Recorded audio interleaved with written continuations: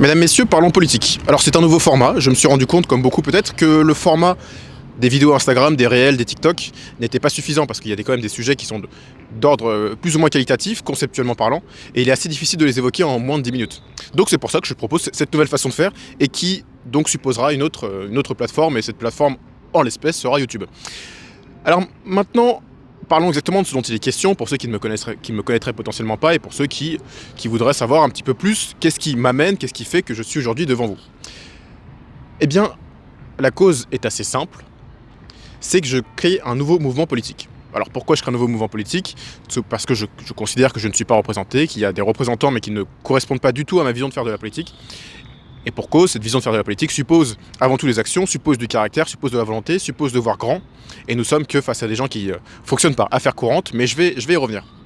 Alors avant d'entrer plus en détail concernant mes valeurs politiques, concernant mon fonctionnement politique, je pense essentiel de préciser ma façon de voir le monde, de voir l'existence, qui va se calquer sur la façon de faire de la politique et de voir la politique.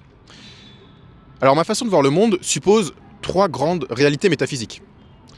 Alors bon, ce sont des mots qui peuvent faire peur, mais bon, si vous ne savez pas ce que ça veut dire, eh bien dites-vous que ce sont des réalités qui dépassent la simple réalité physique. Donc ce sont des réalités qui sont sur le plan plus ou moins intellectuel, plus ou moins spirituel, et donc qui ne supposent pas la matérialité pure, mais qui supposent avant tout des dispositions par rapport à la façon de réfléchir, ou des dispositions par rapport à la façon d'agir. Donc ces trois réalités se composent d'une part, donc pour la première, elle repose sur ce que j'appelle l'histoire. Donc j'ai déjà parlé, pour ceux qui me connaissent, pour ceux qui me connaîtraient, pour ceux qui me connaissent, l'histoire, je n'ai pas cette vision de l'histoire qu'on pourrait avoir d'un point de vue académique. Il y a un petit peu de bruit, hein, il y a des gens qui font des AK derrière.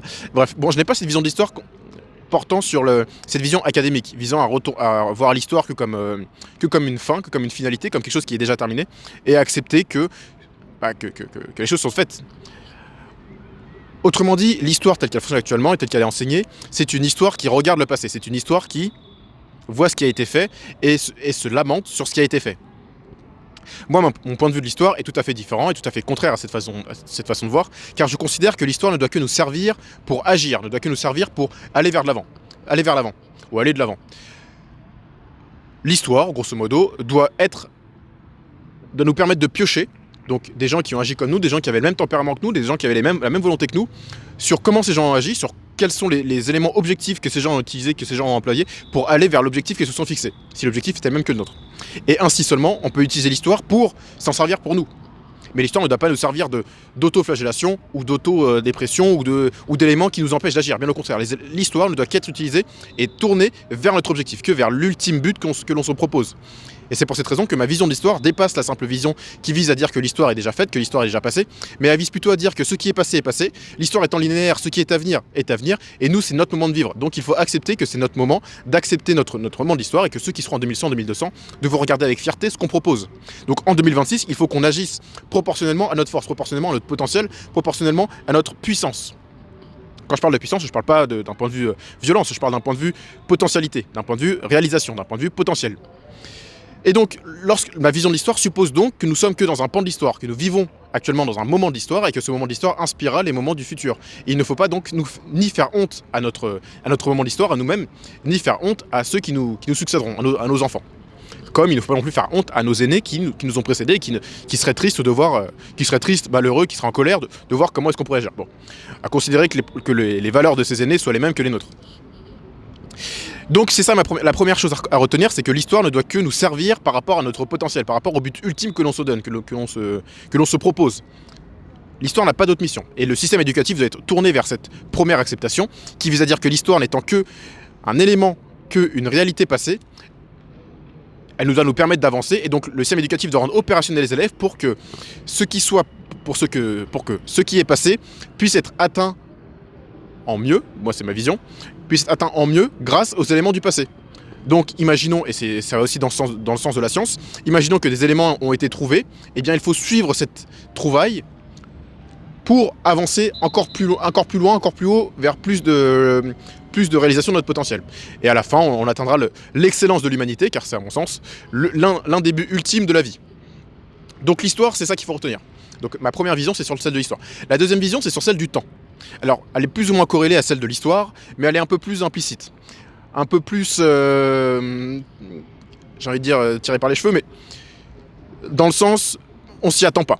Alors ma vision du temps suppose, postule, certains sont peut-être d'accord, un éternel présent. Autrement dit, j'accepte le fait que nous soyons dans un éternel présent. Je pars du principe, non pas que nous sommes dans une temporalité linéaire, c'est un postulat qui est extrêmement intéressant, mais qui s'infirme par la réalité solaire, donc notamment par la réalité du Soleil, et également par la réalité physique qui fait que vis-à-vis du Soleil, il y a une évolution physique, mais bon, on pourrait y revenir plus tard. En tous les cas, ce qui est important de noter, c'est que la seule expérience qu'on fait du temps, c'est une expérience présente. Et que ce qui est passé, donc ça revient à ce que j'ai sur l'histoire, mais ce qui est passé, et ce qui est à venir est à venir. Mais le seul moment où l'on pourra vivre ce qui est à venir, eh bien c'est un moment où on vivra, donc ce sera au temps présent. Donc on ne fera que l'expérimentation de ce qui est à venir. Avant et après, les choses n'existent pas. Ce qui est passé ne reviendra jamais. Et ce qui est à venir ne viendra que par le présent. Autrement dit, le passé d'hier est passé, et donc on ne le verra plus jamais. Et le futur de demain, on ne le vivra que par rapport à un présent, que par rapport à aujourd'hui. Et donc demain ne sera demain que quand ce sera aujourd'hui. Et donc demain n'est en finalité qu'une fiction. Demain, on pense que demain va être, on pense que demain existe, mais demain n'existe pas véritablement, étant donné que demain n'est pas encore. Et que demain ne sera que quand il existera. Et il existera que quand il sera dans le temps présent. Et donc, fondamentalement, c'est une spéculation de dire que demain existe. Parce que demain n'existe pas, fondamentalement. Ce qui existe, c'est aujourd'hui, disposé à demain. Mais bon, c'est un peu... c'est chercher la petite bête, mais tout ça pour dire que nous sommes dans un éternel présent et que pour cette raison, il faut faire le maximum de choses dès maintenant. Il faut agir par rapport à son plein potentiel pour atteindre la meilleure version de nous-mêmes, car c'est aussi ça, selon moi, le but de la vie. C'est d'atteindre la meilleure version de soi-même. Et comme nous sommes dans un éternel présent, il ne faut pas ni s'apitoyer sur ce qui s'est passé. Si c'est passé, c'est passé, ça nous permet d'avancer, mais il ne faut pas s'apitoyer dessus. Et pour ce qui est à venir, eh bien, on adapte ce qui s'est passé par rapport aux grandes règles que ce qui s'est passé nous a données, pour l'adapter au futur. Et si ces grandes règles, et si des règles nouvelles ne sont pas suffisantes pour nous adapter au futur, eh bien on les crée. Mais ça aussi, je vais y revenir plus tard. Donc, deuxième vision, c'est celle du temps. Là, le temps, nous sommes dans un éternel présent. Donc tout ce qu'il faut faire, c'est vivre maintenant, c'est apprécier la vie maintenant. En se projetant, parce qu'on sait que le présent qu'on vivra, que le présent de demain, que le futur, eh bien, sera aussi vécu par maintenant. Et donc, on se projette, on essaie de préparer les choses. Et que si on se sacrifie aujourd'hui, si on sacrifie certains éléments de nous-mêmes aujourd'hui, eh bien, il faut faire en sorte de les retrouver en mieux ou de les investir d'une bonne manière dans le futur. Mais bon, tout ça aussi, ce sont des éléments sur lesquels je reviendrai plus tard. Là, je jalonne, donc j'envoie l'énergie. Je ne veux même pas que ce soit structuré, hein, moi j'envoie juste. Et puis ensuite, chacun pioche ce qui est bon pour lui. Mais je ne cherche pas spécialement à structurer ce que je propose. Donc chacun prend ce qu'il y a à prendre. Et je considère que c'est beaucoup plus naturel et beaucoup plus intuitif que de simplement structurer comme un bon élève. Non, c'est pas du tout ma vision. Donc voilà, bon, c'est quand même un petit peu structuré, mais c'est pas le but ultime. Donc les premiers éléments sont donc le temps et l'histoire, ou l'histoire et le temps. Le troisième élément, c'est ce que j'appelle la spiritualité. Alors on est dans un état qui s'athéise au maximum. Nous avons plus cet aspect spirituel comme nous l'avions jadis, et donc et c'est d'ailleurs une des raisons qui provoque notre stagnation, c'est qu'on n'a plus de vision. On n'a plus cette vision par rapport à la divinité, on ne regarde plus les choses par rapport à la grandeur, par rapport aux grandes choses, par rapport à ce qui peut se faire de mieux, mais on regarde les choses par rapport à leur utilité, à leur opportunité, à leur plus-value financière. Bon.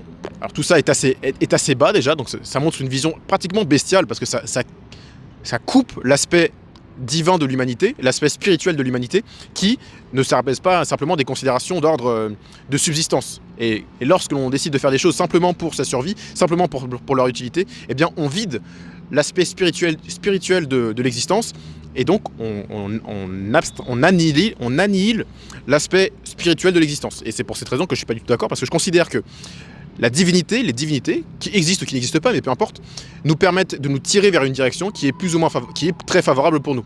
Et c'est ce que je mets en avant, c'est que je considère qu'il faut copier les divinités, donc les divinités grecques, divinités romaines, mais également Dieu au sens chrétien, d'un point de vue des valeurs, pour nous rapprocher au maximum de ce qui peut nous grandir, de ce qui peut nous rendre meilleurs, de ce qui peut nous faire explorer un maximum notre potentiel. Et donc par rapport à la spiritualité, donc il y a déjà cet aspect, mais il y a aussi un autre aspect qui est plus d'ordre personnel, d'ordre individuel. Je considère que la vie humaine, que notre ego est découpable en deux parties.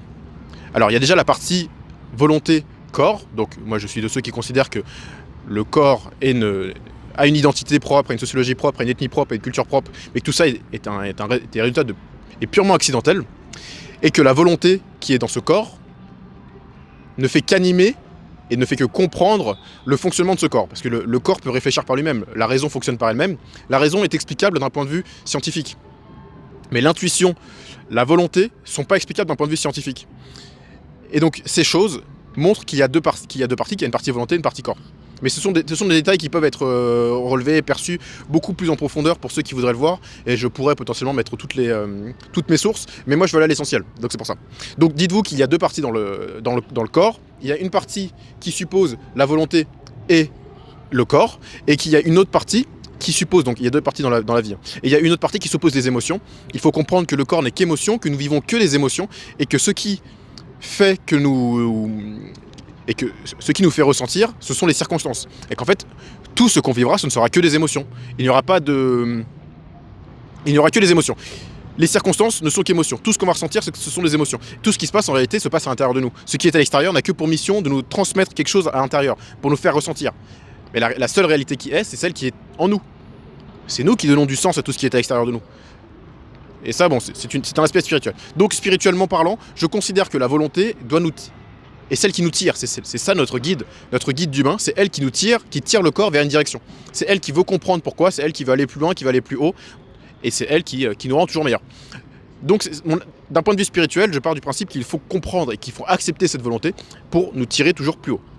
Alors maintenant qu'on a accepté ça, donc ça ce sont mes considérations personnelles qui auront des conséquences colossales sur ma façon de faire de la politique, eh bien essayons de voir le nouveau paradigme politique que je propose et pourquoi est-ce que je le propose. Alors avant toute chose, je pense extrêmement intéressant et crucial de rappeler que politiquement, nous ne sommes pas représentés. Nous ne sommes pas représentés parce que nous sommes face à une classe politique, à un groupe politique qui ne fonctionne que par affaire courante. Un fonctionnement politique qui n'a plus d'ambition, qui n'a plus de vision, pour la simple et bonne raison que ce fonctionnement politique n'a pas le tempérament, n'a pas le caractère, n'a pas les épaules pour subvenir à la réalité politique qui devrait être la sienne. Autrement dit, nous sommes face à des fonctionnaires. Alors, je ne jette pas du tout la pierre aux fonctionnaires, mais je pars du principe qu'il y a deux types de modalités d'action, et la modalité de fonctionnaire permet de faire fonctionner l'État. Sauf que quand on fait de la politique, on n'est pas là simplement pour faire fonctionner l'État, on est là pour tirer l'État, on est là pour définir l'intérêt général et pour l'orienter vers une direction. Ensuite, les fonctionnaires aideront à atteindre cette direction. Mais il faut d'abord un cadre, il faut un objectif qui est cadré. Et actuellement, nous avons que des fonctionnaires qui n'ont pas de cadre, qui n'ont pas de vision, qui n'ont pas d'objectif fixé, ce qui nous empêche d'avancer. Et c'est une des raisons qui me fait me sentir pas représenté et qui me pousse à créer ce nouveau mouvement politique. Alors, corréler ça, donc accepter cette réalité, et corréler là avec une autre réalité qui est celle que je considère comme étant par rapport aux partis politiques. Alors il faut comprendre que pour actuellement faire de la politique, il faut absolument rejoindre un parti politique, un mouvement politique. Alors vous pourrez me faire un reproche assez simple me disant que je fais aussi un mouvement politique alors que je vais en faire la critique et que donc je n'ai pas véritablement la légitimité pour faire la critique d'un mouvement que je suis des mouvements politiques étant donné que je suis aussi en train d'en créer un. Eh bien sachez que c'est d'une part malveillant et c'est d'autre part il faut accepter la réalité qui est que nous sommes dans un fonctionnement politique avec des partis politiques, donc j'accepte la réalité, mais je changerai ça quand j'arriverai au pouvoir. Mais pour l'instant il faut simplement accepter la réalité elle est ce qu'elle est. Donc, je crée le mouvement politique, mais les mouvements politiques en eux-mêmes posent problème parce qu'ils induisent une façon de faire de la politique, ils induisent une manière d'interpréter la démocratie, ils induisent une manière d'interpréter le fonctionnement représentatif et républicain de notre système. Autrement dit, si vous voulez faire de la politique, comme j'ai pu le dire, il faut accepter qu'il faut choisir, il faut accepter un choix, il faut accepter la tripartition. Ce choix suppose déjà une mise en avant d'une moralité. C'est ça que j'essaie de combattre et c'est ça que j'ai déjà évoqué quand j'ai parlé de combat de classe et de combat de caste. C'est-à-dire que je mets en avant le fait que pour faire de la politique, on est déjà obligé d'accepter une moralité. On est déjà obligé d'accepter une façon de faire de la politique. Avant même de faire de la politique, avant même de commencer à agir, on est déjà contraint d'agir d'une certaine façon. On est déjà contraint de se placer dans un point politique. Et c'est ce que je considère comme étant une classe, parce que la classe politique qui a déjà accepté, avant même de s'être placée dans un parti politique d'espèce, dans un parti politique précis, eh bien ils ont déjà accepté de se placer. Et le simple fait d'accepter démontre une moralité, et c'est ce qui me permet de dire et d'avancer sans prendre de risque que ce sont tous les mêmes, parce qu'ils ont tous accepté la moralité. Quelqu'un qui veut faire de la politique autrement n'accepte pas cette tripartition, et c'est ce que je propose. Et c'est pour ça que je suis pas d'accord avec les partis politiques existants. Et c'est aussi pour une des raisons qui fait que que la plupart des Français, et plus de 60%, est majoritairement vote plus, et majoritairement dans l'abstention, parce qu'il n'y a plus de représentants politiques qui vaut véritablement la peine, et tout le monde sait que ce sont tous les mêmes. Et donc moi ce que je fais, c'est que Politiquement, je pars du principe que tout ça, que tout ce groupe politique qui nous représente une seule moralité. Cette moralité est mise en avant et justifiée par le fait qu'ils ont accepté de choisir, qu'ils ont accepté de se scinder, qu'ils ont accepté de se dissoudre dans un parti politique existant. Et c'est ce qui me permet de dire que nous ne sommes pas face à des dirigeants politiques, mais face à une caste, à un groupe politique qui a la même moralité et qui décide d'agir dans la même direction pour des raisons purement électoralistes et sans véritable sens politique. Donc maintenant qu'on a compris ça, qu'on a accepté, il faut se dire que pour faire véritablement de la politique, et la nouvelle forme de démocratie que je propose, c'est une démocratie qui repose non pas sur le fonctionnement actuel, qui, comme je viens de le dire, qui suppose une idéologie préétablie, qui suppose l'acceptation de se scinder, l'acceptation de se dissoudre dans un parti politique, et donc autrement dit de l'acceptation de se dissoudre dans une idéologie préexistante, idéologie étant l'élément qui caractérise les partis politiques. Non, je pars du principe qu'il faut au contraire renverser cette vision et aller à contrario, considérant que ce qui permettra de définir l'idéologie, ce qui permettra de définir le parti politique et ce qui permettra de définir une action démocratique véritable, eh bien ce sera les actes. Je pars du principe que ce sont les actes qui déterminent l'idéologie, ce sont les actes qui déterminent la moralité, ce sont les actes qui déterminent les valeurs. Autrement dit, on ne peut pas faire de la politique sans accepter le fait que la politique est un métier à forte pression. Moi je considère que c'est un métier. C'est un métier à forte pression qui suppose une certaine disposition morale, et que cette disposition morale va se transporter, va se percevoir dans les actions politiques. Lorsqu'on se met dans le parti politique, lorsqu'on se met dans la moralité politique existante, que j'appelle la démocratie idéologique, lorsqu'on se met dans la démocratie idéologique, eh bien on n'accepte pas cet aspect de pression. On postule que l'on aura certaines valeurs et on postule qu'on a une certaine idée. Et donc on se place dans un mouvement politique. Seulement lorsqu'on se retrouve aux affaires, eh bien on fait autre chose que ce qu'on a dit, donc on se met directement en faux. On fait autre chose que ce qu'on a dit parce que les circonstances politiques ne sont pas celles qu'on avait prévues lorsqu'on a pensé appartenir à un mouvement politique. Autrement dit, on se retrouve face à une décision extrêmement difficile et cette décision doit être mise à faux, mise en contre-valeur par la décision qui a été prise avant, portant sur le placement dans un parti politique. Ce qui signifie que lorsqu'on choisit un parti politique, actuellement, eh bien on choisit des valeurs, on choisit une idéologie. Et cette idéologie va déterminer notre élection ou non. Ainsi, les gens vont voter pour quelqu'un parce qu'ils considèrent qu'il appartient à certaines idéologies, qu'il a certaines idées. Sauf que ce quelqu'un, une fois qu'il arrivera au pouvoir, il aura accès à des choses, à des éléments, à de la matière intellectuelle, à des circonstances qui sont secret défense. Et en plus, il sera sous pression, ce qui fera que l'idéologie dans laquelle il s'est placé sera rompue, sera violée, mentie, parce que les circonstances ne seront pas les mêmes. Parce que les circonstances seront différentes, parce que la pression et parce que les circonstances seront différentes. Et donc, c'est ce qui fait qu'il se place directement en faux. Et c'est ce qui fait que le fonctionnement politique actuel ne fonctionne pas et que nous avons que des menteurs, parce qu'ils n'ont pas compris qu'il fallait d'abord agir et que l'action traduira notre idéologie. Et donc, moi, ce que je propose, c'est donc de renverser cette démocratie idéologique d'un point de vue intellectuel. Donc, on passe à autre chose. On considère que c'est une façon de faire de la politique, c'est une façon démocratique de faire de la politique, mais c'est pas la façon qui nous convient, parce que la façon qui nous convient suppose une démocratie d'action. Autrement dit, il faut d'abord agir, donc il faut accepter une personnalité. Le peuple vote pour une personnalité qui s'illustre par ses actes, par son histoire personnelle.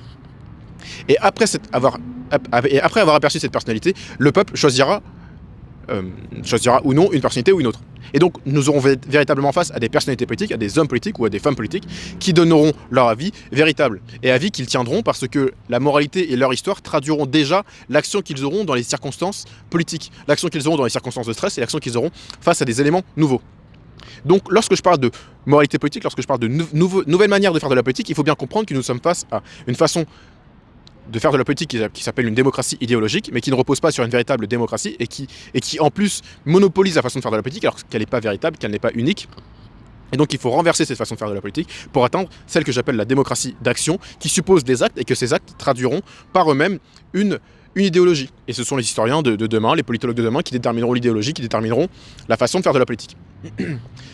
Je trouve que c'est d'autant plus critiquable d'avoir une démocratie idéologique comme on a actuellement lorsque l'on se met face au premier principe métaphysique que j'ai évoqué, qui est que nous ne sommes pas à la fin de l'histoire, mais que nous ne sommes qu'au début, étant donné que pour postuler que nous serions à la fin de la politique, eh bien ce serait déjà que nous serions à la fin de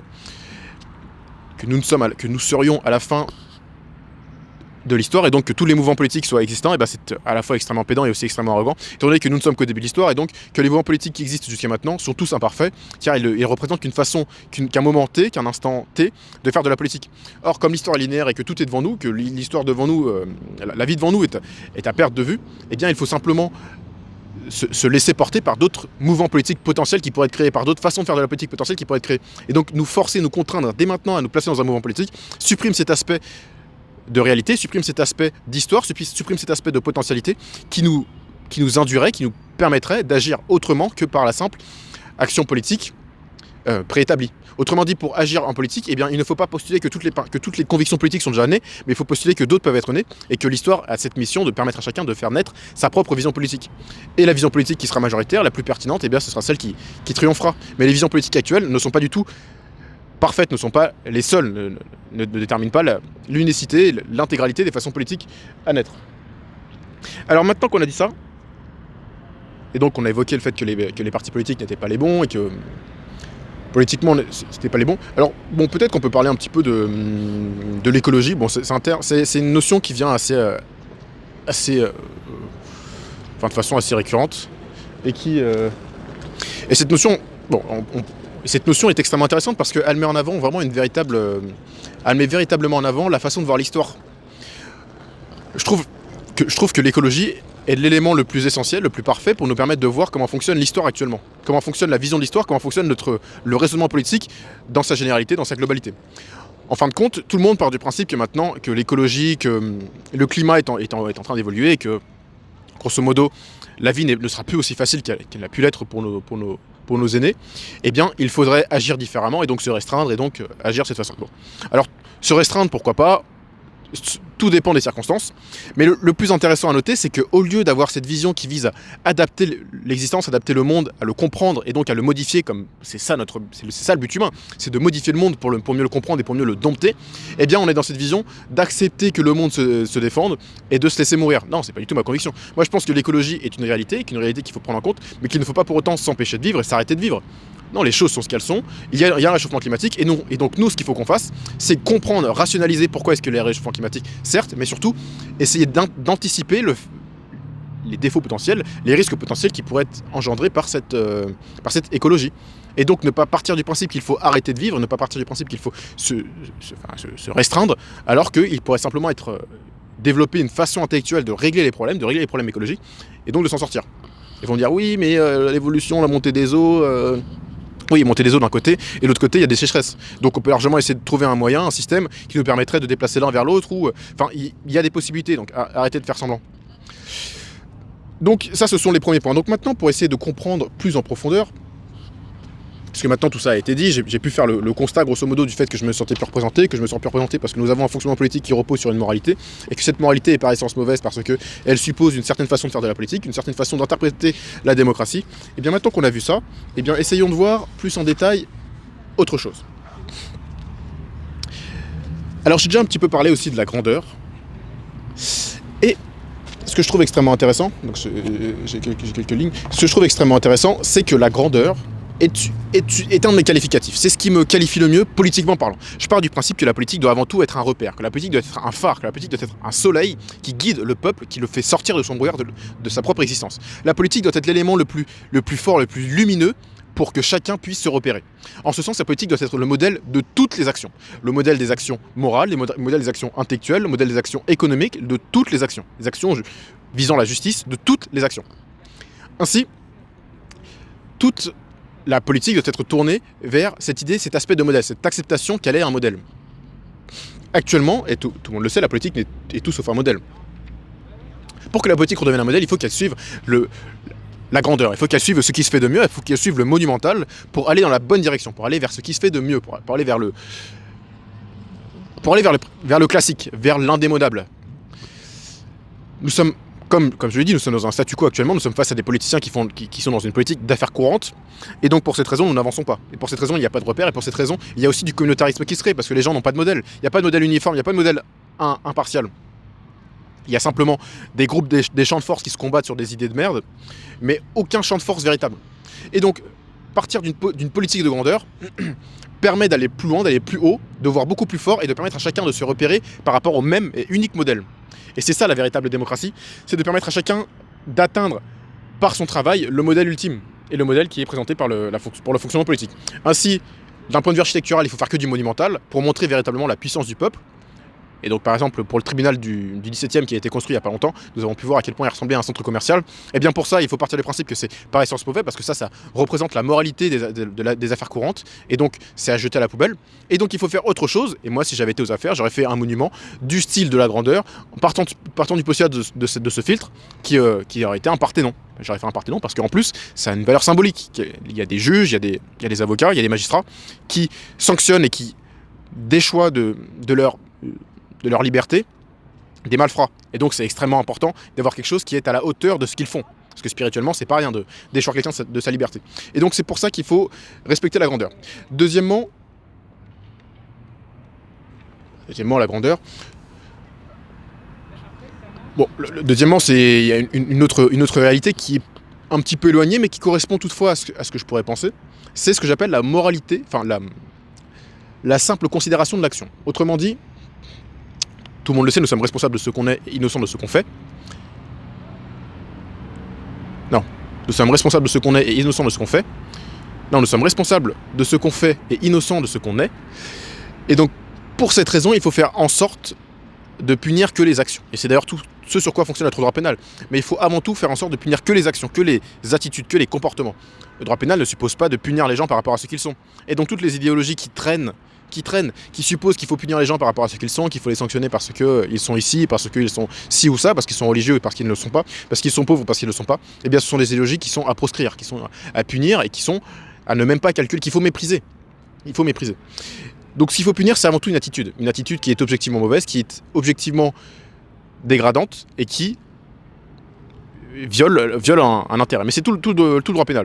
Donc en gros, tout ce qu'il faut punir, c'est des actions.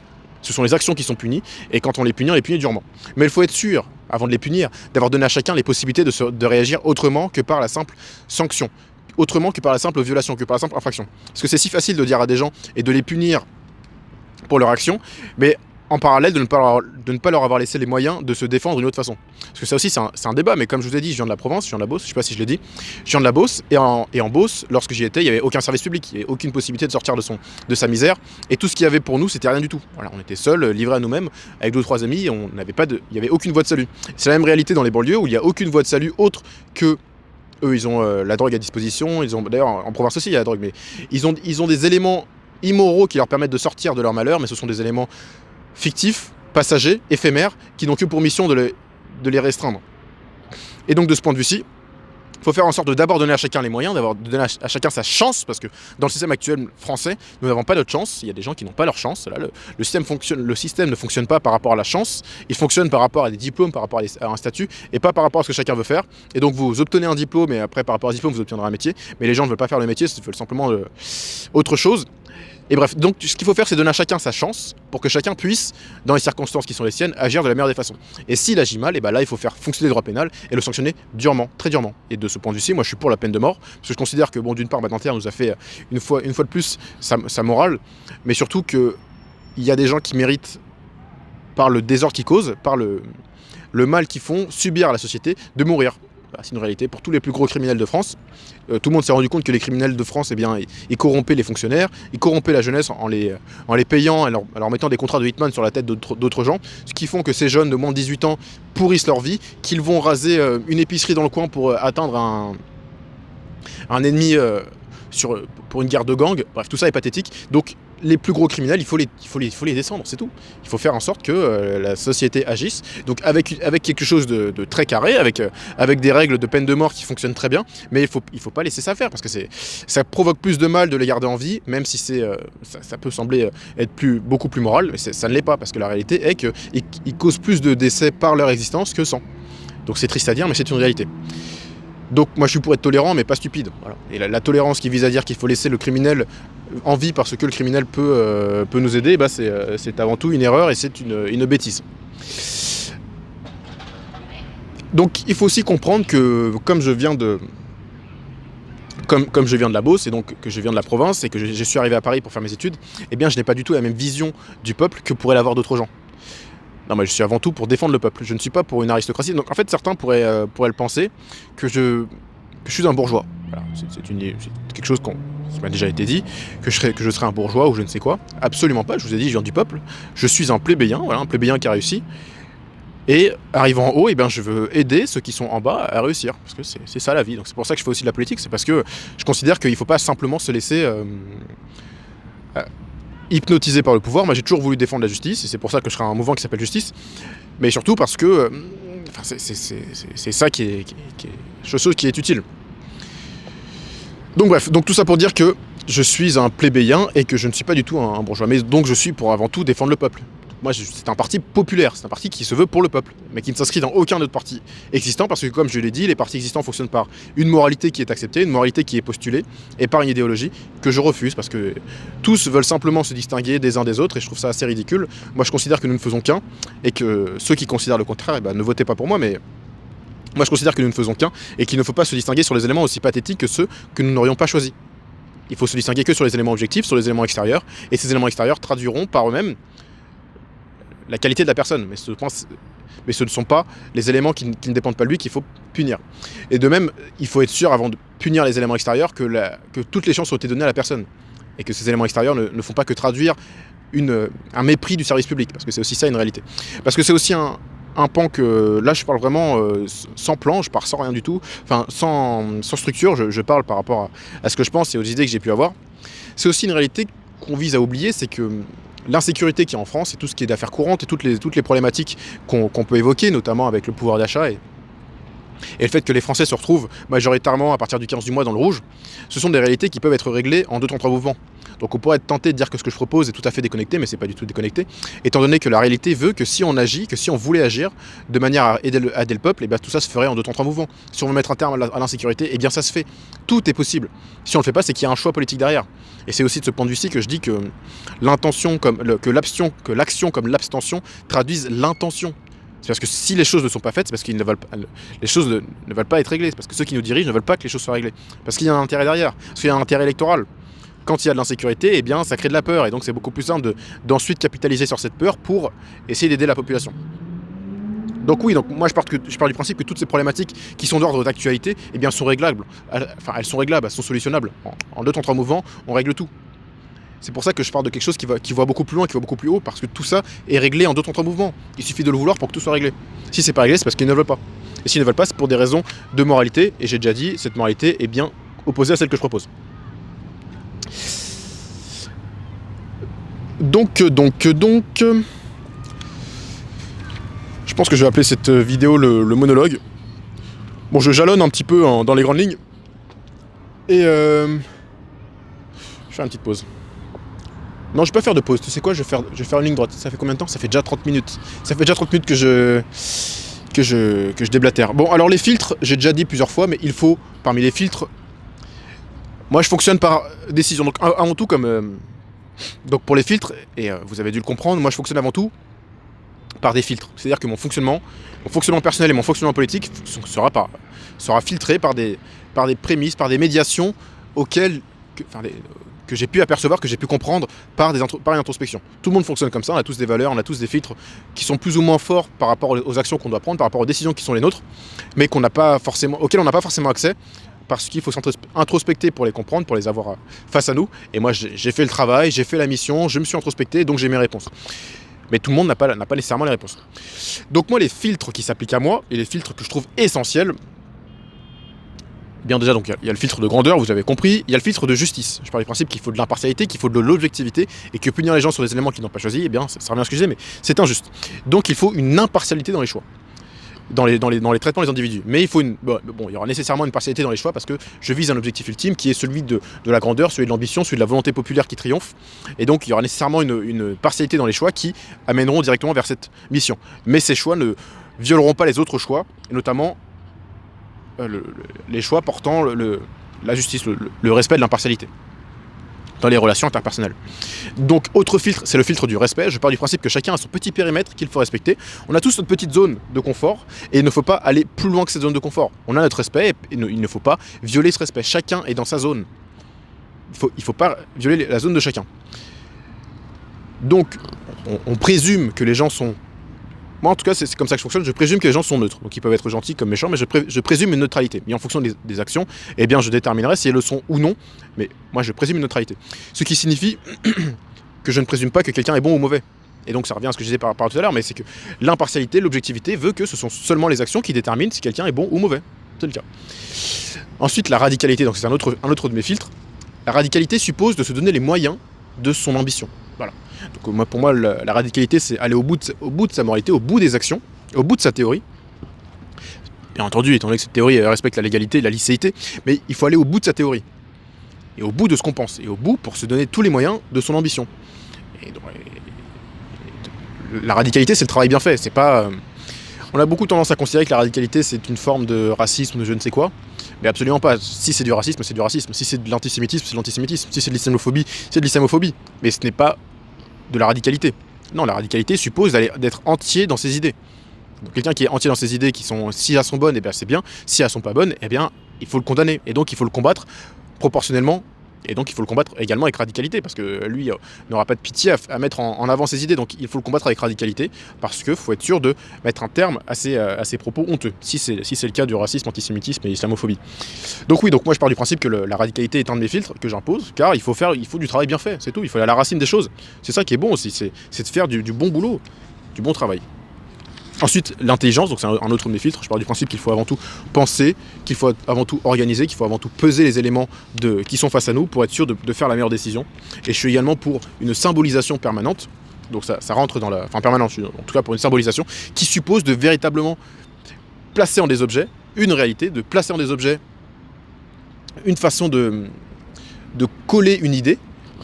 Et ça, c'est un véritable symbolisme. Par exemple, pour parler de la lumière, eh bien, on met un soleil. Ou pour parler d'une abeille qui viendrait butiner dans les fleurs les plus amères le meilleur des miels, eh bien, ça suppose de mettre directement une abeille. Et c'est tout moi. C'est que je pars du principe qu'il faut trouver le meilleur en chacun.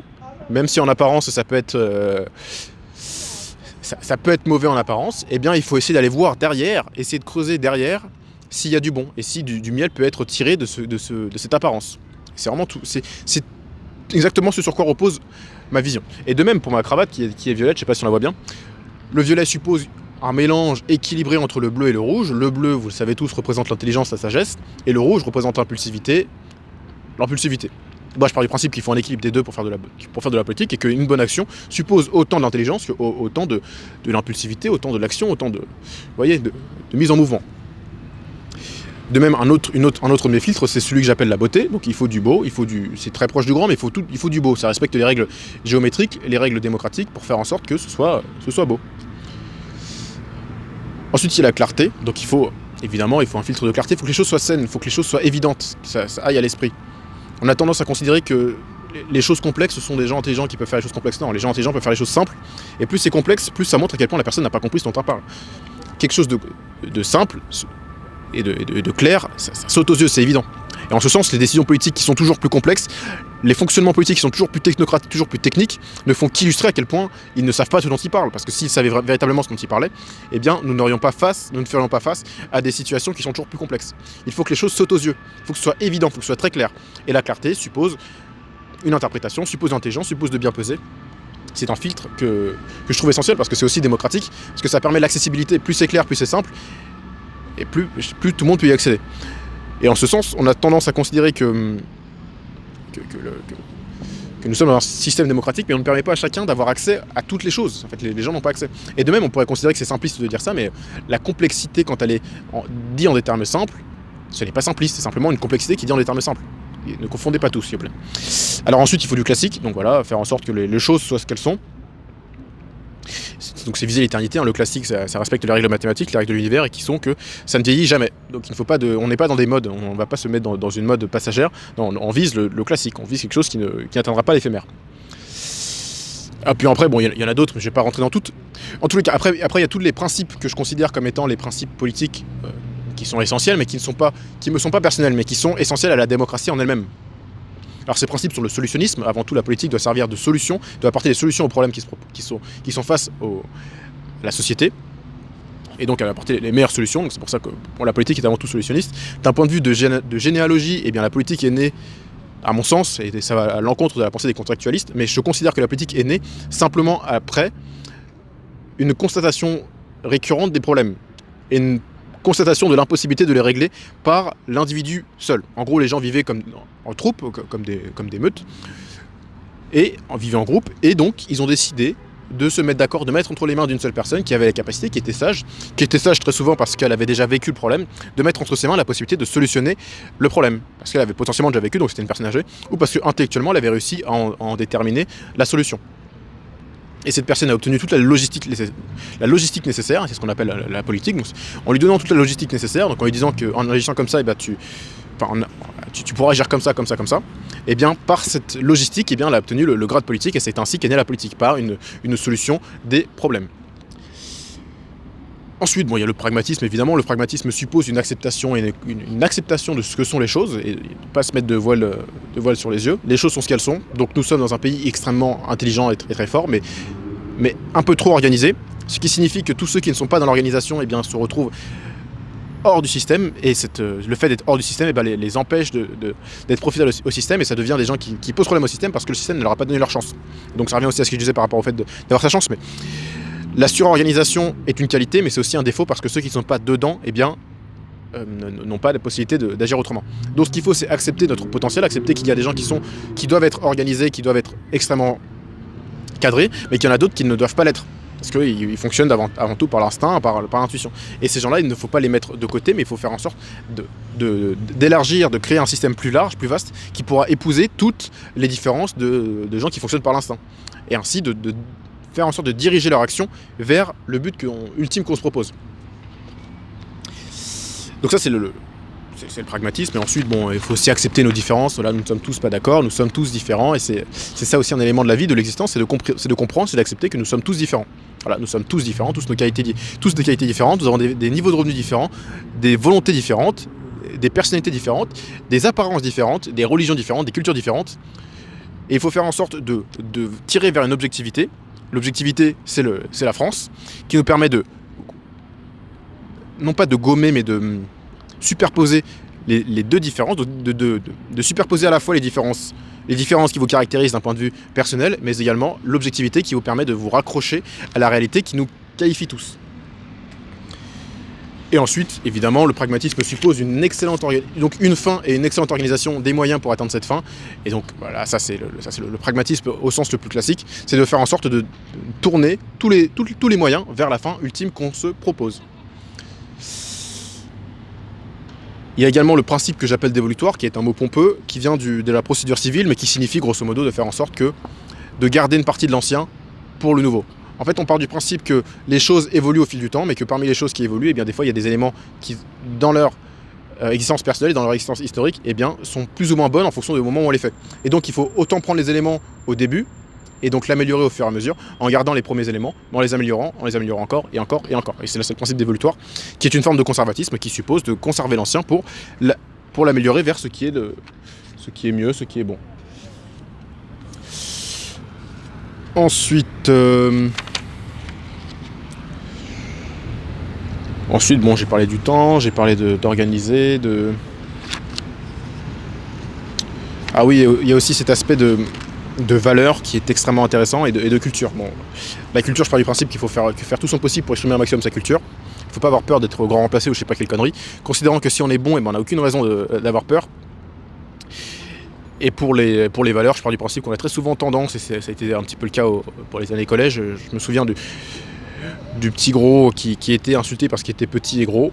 Il faut essayer de comprendre que les qualités et les différences sont avant tout des qualités, et faire en sorte de montrer à quel point la différence peut être une qualité en tirant la différence vers l'objectif ultime qu'on se donne, qu'on se propose. En tous les cas, c'était une petite vidéo, j'ai fait ça d'une traite. Je sais pas trop ce que ça va donner, je vais la publier et puis on verra bien. Mais c'était un plaisir, et puis en fonction de ce que ça donnera, je verrai si j'en fais d'autres ou non. Ou si j'en fais d'autres maintenant ou non. Ou si j'ai besoin de prendre davantage d'altitude pour évoquer tous ces sujets en toute quiétude ou non. En tous les cas, messieurs dames, c'était Nils Patten. Donc c'est pour un renouvellement politique, pour une nouvelle façon de faire de la politique, pour un nouveau paradigme politique, pour un nouveau paradigme idéologique, nouveau paradigme démocratique, nouveau paradigme républicain. Et puis je vous dis à très vite, et puis c'était un véritable plaisir. Merci à vous.